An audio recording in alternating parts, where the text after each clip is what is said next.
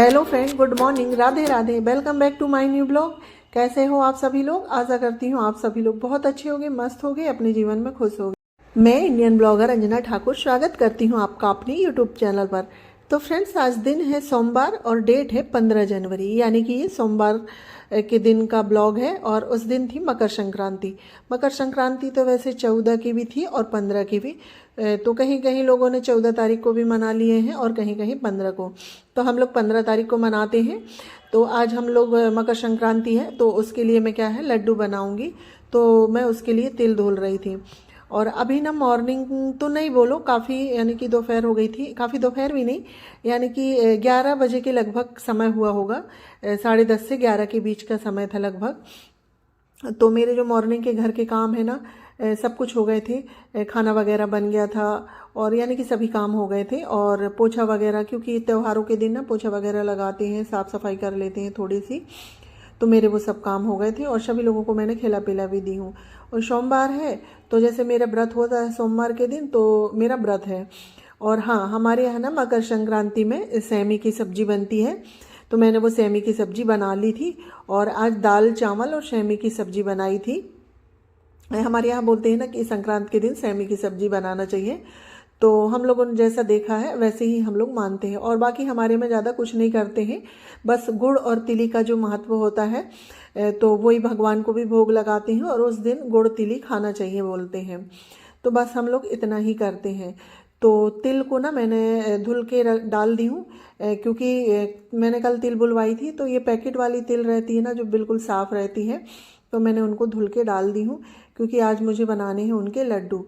तो तिल को मैंने धुल के डाल दी हूँ छत में, तो थोड़ी सी उसमें धूप लग जाएगी। और उनको ज़्यादा भी नहीं सुखाना है, हल्की सी अगर शीतली रहती है ना और उनको भूनो तो वो बहुत अच्छे से भूनती है। तो तिल सूजी को भून लूँगी, क्योंकि मुझे सूजी के भी लड्डू बनाने हैं। और मैं तिल के और सूजी के आज दोनों ही लड्डू बनाऊँगी, क्योंकि बच्चों को सूजी के लड्डू बहुत पसंद है, तो उनके लिए सूजी के लड्डू बना दूंगी। और सच में बच्चों को क्या, बड़ों को भी ना सूजी के लड्डू बहुत पसंद है और बहुत ही टेस्टी लगते हैं सूजी के लड्डू। तो उसके लिए मैंने 1.5 किलो के करीब सूजी ली थी और उसको भून ली हूँ। और उसमें 3 से 4 चम्मच घी डाल के उसको हमने अच्छे से भून लिया है, बिल्कुल ब्राउन होते तक। और सूजी को जलाना नहीं है, यानी कि उसको अच्छे से भूनना है बिल्कुल धीमी आंच में। तो हमारी सूजी भुन गई थी। और उसके बाद फिर मैंने ना 1 किलो के करीब मूंगफली भी भून ली हूँ, क्योंकि मुझे तिल में भी और सूजी में भी मूंगफली डालनी होगी। तो मैंने उसको भून के ठंडी होने के लिए रख दी थी। और उसके बाद फिर मैं ये चाशनी तैयार करने लगी हूँ, क्योंकि हमें सूजी के लड्डू में चाशनी, शक्कर की चाशनी चाहिए होगी। तो चाशनी हमारी पिघलेगी जब तक हम जो मूंगफली से है ना उसके छिलके उतार लेंगे। तो फ्रेंड्स देखिए, हमारी चाशनी बन ही चुकी है और मूंगफली के हमारे छिलके भी उतर गए थे। और मैं जो लड्डू है ना, तो उसमें हमने जितनी सूजी ली है तो उतनी हमने इसमें शक्कर भी ली है। और हम इसमें 1 तार की चाशनी बनाएंगे। तो हमने 1 किलो सूजी, 1.5 किलो सूजी ली थी, तो वो 1.5 ही किलो हमने शक्कर ली थी। तो ये देखिए हमारी चाशनी बिल्कुल बन गई थी 1 तार की। तो मैंने इसमें सूजी डाल दी हूँ और सूजी डालने के बाद मूंगफली और सूजी मैंने एक साथ मिक्स कर ली थी। तो आधा किलो मूंगफली मैंने सूजी में डाल दी हूँ और आधा किलो मैंने बचा ली हूँ तिल के लिए। तो दोनों में यानी कि बराबर से हो जाएगी। और मैंने कुछ नारियल और किशमिश भी काट के रखे थे, तो वो भी डाल दी हूँ। और इन सबको ना चाशनी में डालने के बाद अच्छे से फिर हम इसको मिक्स कर लेंगे। और मिक्स करने के बाद इसको 10 मिनट छोड़ना पड़ेगा, क्योंकि चाशनी काफ़ी गर्म रहती है ना, तो गरम गरम लड्डू बनाते नहीं बनते हैं। तो देखिए फ्रेंड्स, अब हमारी चाशनी ठंडी हो गई थी, जो मिक्सचर है यानी कि हमारा वो ठंडा हो गया था। तो अब हम इसके लड्डू बना लेते हैं। तो लड्डू बनाने में थोड़ी ताकत तो लगती है, तो इसको पानी से हल्का गीला हाथ करके और लड्डू बनाते हैं तो ये बहुत आसानी से बन गए हैं। तो फ्रेंड्स देखिए, हमारी सूजी के लड्डू बन गए हैं। अब इसके बाद हम तिल के लड्डू बना लेते हैं। तो इसके लिए भी मैंने 1.5 किलो के करीब तिल ले ली हूँ, 1 पैकेट फुल और 1 पैकेट आधी ले ली हूँ। तो लगभग ये 1.5 किलो के करीब तिल रही होगी। और इसको हमने धुल लिए थे ना, तो हल्की सी शीतली थी। तो इसको भूनते हैं ना, तो ये भूनने में अच्छे से फूल जाती है और बहुत ही अच्छे से भुन जाती है। तो हमारी तिली भुन ही गई है। हमें पता कैसे चलता है कि तिली भुन गई है? हम अगर हाथ से उसको रगड़ेंगे ना, तो तिली ऐसे की फूट जाती है, यानी कि हमारी तिल अच्छे से भुन गई है। तो फ्रेंड्स देखिए, तिल भुन गई थी। तो फ्रेंड्स देखिए, जितनी हमने तिल ली थी ना, हम उतना ही गुड़ लेंगे, यानी कि हमने 1.5 किलो के करीब तिल ली है, तो हम इसमें 1.5 किलो ही गुड़ डालेंगे, तो इससे ना परफेक्ट हो जाता है। क्योंकि इसमें आधा किलो से लगभग मूंगफली भी है और 1.5 किलो तिल है, तो यानी कि पूरा मिक्सचर हमारा 2 किलो का हो जाएगा। तो उसमें हमारा 1.5 किलो गुड़ परफेक्ट हो जाता है। और हम लोग थोड़ा मीठा ज़्यादा खाते हैं, तो हमारे हिसाब से ये ठीक है। आप अपने टेस्ट के अकॉर्डिंग डाल सकते हैं। तो गुड़ को पिघलाने के लिए मैंने क्या है, 1 चम्मच घी डाली थी, उसके बाद फिर गुड़ डाल दी। और जो हमारे छोटे से चम्मच होते हैं ना खाना खाने वाले, उसमें हमने 2 चम्मच पानी डाले हैं। तो हल्का सा पानी डालने से क्या है ना, गुड़ बहुत आसानी से पिघल जाता है। तो गुड़ देखिए पिघल गया और इसकी बिल्कुल चाशनी बन गई है। तो एक कटोरी में हम पानी में डाल के देखेंगे तो इनकी गोली जैसी बनने लगेगी ना, यानी कि हमारी चाशनी तैयार हो गई है। और ये देखिए हमारी चाशनी तैयार हो गई, तो हम इसमें तिल डाल देते हैं। और मैं क्या है ना, परात से तिल डाल रही थी, तो मेरी तिल ना आसपास थोड़ी सी गिर गई। और अगर कोई भी चीज़ गिर जाती है ना, तो मुझे बहुत ही दुख होता है।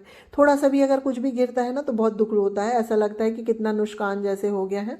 पर कोई बात नहीं है, वो चूल्हे में गिरी थी तो ऊपर ऊपर की मैं तो थोड़ी सी उठा लूँगी, बाकी फिर मैं अलग कर दूँगी। और तिल डालने के बाद फिर हमने जो छिलके उतार के रखे थे ना मूंगफली के, हम वो डाल देंगे और इसको भी हम अच्छे से मिक्स कर देंगे। और सच में तिल के लड्डू ना इस तरह से बनाओ तो बहुत ही आसानी से बन जाते हैं और बिल्कुल भी मेहनत नहीं लगती है। तो हमारा मिक्सचर तैयार हो गया, तो अब हम थोड़ी देर इसको ठंडा होने के लिए छोड़ेंगे, फिर हम इसके लड्डू बनाएंगे। और इनको हम ज़्यादा ठंडा होने के लिए भी नहीं छोड़ सकते हैं, क्योंकि अगर ये ज़्यादा ठंडे होंगे तो फिर लड्डू बनते नहीं हैं। तो ये देखिए हमारे लड्डू आसानी से बनने लगे हैं। तो ऐसे ही करके अब हम तिल के भी लड्डू बना लेते हैं। और इनको भी थोड़े ना दोनों हाथ से दबा दबा के बनाओ ना, तब बहुत अच्छे से बनते हैं लड्डू।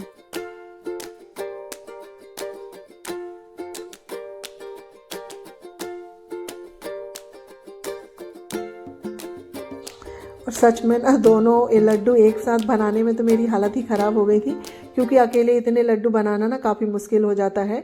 तो ये देखिए हमारी ये लड्डू बन के तैयार हो गए हैं, सूजी के और तिल के। और सच में सूजी के लड्डू तो हमारे यहाँ सभी को बहुत पसंद है। तो ये दोनों मिला के कम से कम कुछ कम 140 लड्डू बने थे। तो अकेले को इतने सारे लड्डू बांधना काफ़ी मुश्किल हो जाती है, पर मेरी आदत सी हो गई है तो मैं ये सब कर ही लेती हूँ। थोड़ी सी थकावट ज़रूर हो गई थी।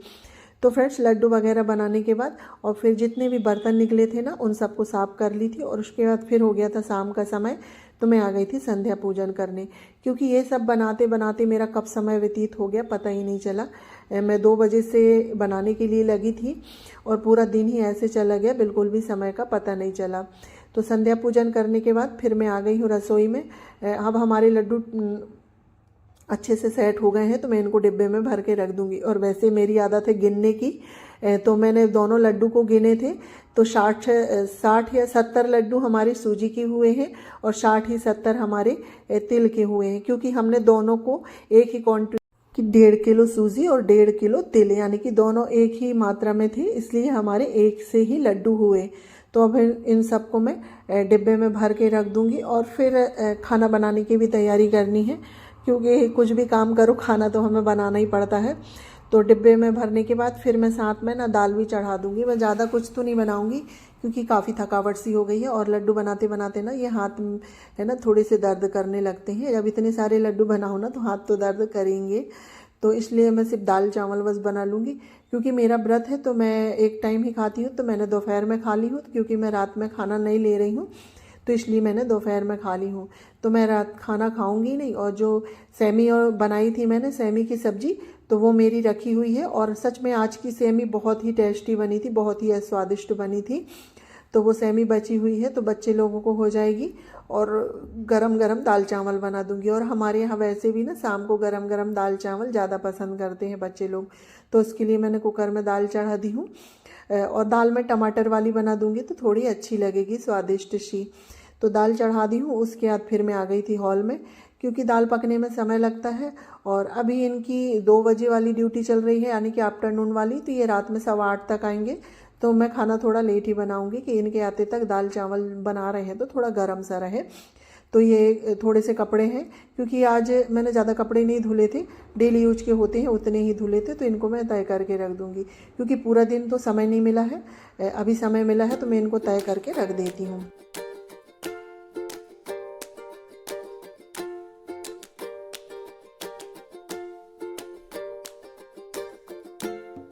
और सच में इतने सारे लड्डू अकेले बनाते बनाते ना हालत ही ख़राब हो जाती है और पूरा खड़े खड़े बनाना पड़ता है, क्योंकि मुझसे ना बैठ के ज़्यादा कुछ होता नहीं है। तो इसलिए मैं जितनी भी लड्डू बांधी हूँ ना सब खड़े खड़े ही बांधी हूँ। तो आज काफ़ी सी थकावट सी हो गई थी, पर क्या करो, अब अकेले रहते हैं तो ये सब करना ही पड़ता है, और बच्चों के लिए ना ये सब करना ही पड़ता है। अगर ये सब नहीं बनाएंगे तो फिर बच्चे लोग कहाँ जाके खाएंगे। तो इसलिए मैं हर साल ही लड्डू ऐसे बना देती हूँ। तो चलिए, मेरे आप लोगों से बातें करते करते कपड़े भी तय हो गए हैं और इनको मैं अलमारी में रख देती हूँ। और मैं अलमारी में कपड़े रखने के लिए आई थी ना, तो अलमारी का हाल देख के तो मेरा ऐसा लगा कि क्या बताऊँ, क्या हालत हो गई है अलमारी की। तो अभी मेरे पास काफ़ी समय था, तो मैंने सोचा चलो मैं अलमारी भी सेट कर लेती हूँ, क्योंकि दाल चावल बनाने में तो बिल्कुल समय नहीं लगता, वो बिल्कुल चलते फिरते हमारा दाल चावल बन जाता है। तो कम से कम मेरा एक काम हो जाएगा। ये देखिए, बच्चे लोग ना एक कपड़े निकालते हैं और 4 फैलाते हैं। तो इन लोगों के लिए मैंने कुछ उपाय सोचा है कि अब मैं इनके कपड़े बिल्कुल अलग अलग रखूँगी, कि जिनसे बिल्कुल भी अलमारी मेरी ख़राब ना हो। सिर्फ अलमारियों में मैं सिर्फ अपनी साड़ियाँ ही रखूँगी। तो मैंने ये अभी बुलवाए हैं, फ्लिपकार्ट से बुलवाई हूँ। तो इनमें क्या है, मैं तीनों बेटों के ना अलग अलग कपड़े रख दूँगी, जिससे उन लोग कपड़े मिक्स नहीं होंगे, तो बच्चे लोगों को ढूंढने में दिक्कत नहीं होगी।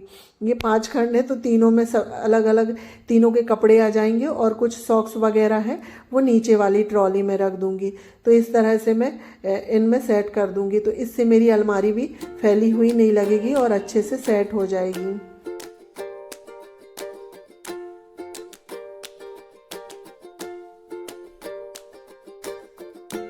और क्या है ना फ्रेंड्स, बच्चे लोगों की आदत तो होती है, एक कपड़े निकालते हैं और 4 फैलाते हैं। इसलिए मैं सब ये अलग अलग रख दूंगी, और उनको बता भी दी हूँ कि बिल्कुल अब सबसे ऊपर में बड़े बेटे का रहेगा, बीच वाले में बीच के, और छोटे वाले का छोटे लास्ट में। तो इस तरह से आप लोग निकाल के पहन लिया करो। तो देखिए फ्रेंड्स, बातों बातों में मेरे पूरे कपड़े सेट हो गए हैं। तो मैं इसी के साथ अपने वीडियो का भी एंड करती हूँ। अगर मेरा वीडियो आप लोगों को अच्छा लगे तो लाइक शेयर सब्सक्राइब करिएगा, और चैनल में नए आते हैं तो प्लीज़ सब्सक्राइब करिएगा। मिलते हैं नेक्स्ट ब्लॉग में, जब तक के लिए बाय बाय, टेक केयर।